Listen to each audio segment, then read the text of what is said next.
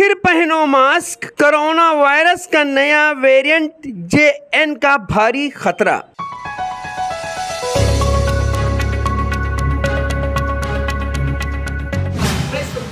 और आप देख रहे हैं DDS टीवी न्यूज।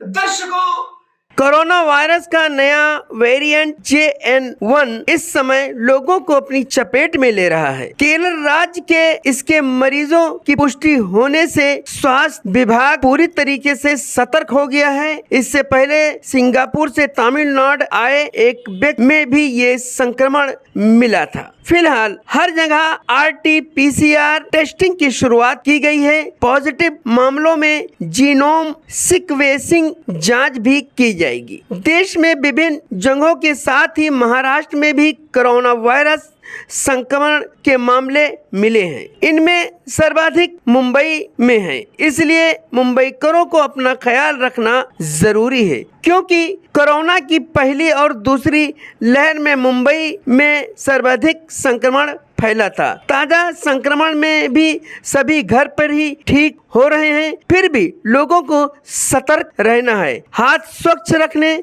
और मास्क पहनने की भी हिदायत दी गई है। कोरोना के इस नए वेरिएंट के मरीज अमेरिका में बड़ी संख्या में मिले हैं। इसके अलावा फ्रांस, चीन और सिंगापुर में भी इसके मरीज बड़ी संख्या में मिले। सिंगापुर में तो संक्रमितों की संख्या 50,000 से ज़्यादा बताई जाती है। इसलिए इन देशों की यात्रा करने वाले और वहां से आने वालों को संक्रमण से बचने की भी हिदायत दी गई है। हालांकि अभी तक लोगों के आवागमन पर कहीं भी प्रतिबंध नहीं लगाया गया है। यदि मरीजों की संख्या बढ़ती है तो प्रशासन सख्ती पर भी विचार कर सकता है।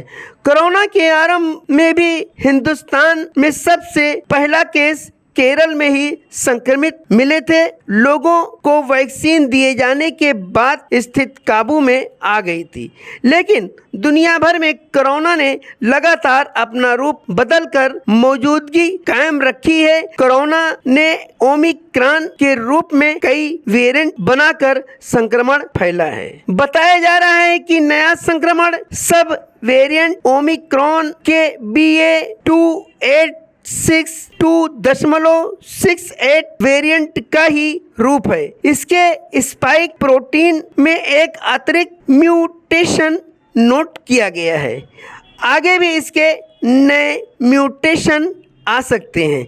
भारतीय चिकित्सा अनुसंधान परिषद इस पर अध्ययन कर रहा है। चिकित्सकों ने इसके घातक होने की संभावना से इनकार किया है, लेकिन सावधानी बरतने को कहा है।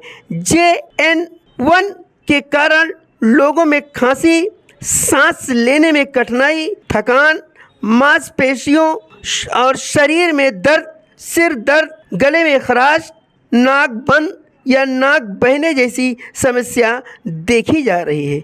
उचित दवाइयों से मरीज ठीक हो रहे हैं, फिर भी हम नागरिकों की जिम्मेदारी है कि हम कोरोना प्रोटोकॉल का फिर से पालन करें। भीड़ में मास्क पहने, हाथों को साफ रखें, सैनिटाइज करें।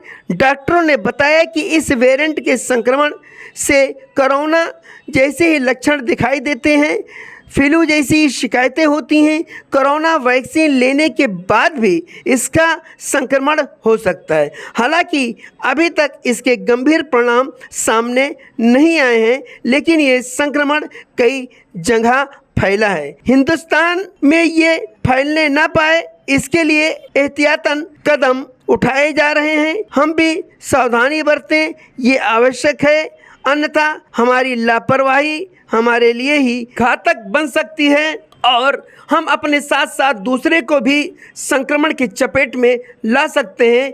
इसलिए सभी देशवासियों से, खासकर मुंबई में जो मुंबईकर हैं, उनसे ये अनुरोध है कि हाथों की सफाई रखें, साफ सफाई का ध्यान दें अपने आसपास। उसके बाद में मास्क का प्रयोग करें और सोशल डिस्टेंसिंग जितना भी हो सके उसका पालन करें, क्योंकि इसी से संक्रमण फैलने का ज़्यादा खतरा होता है।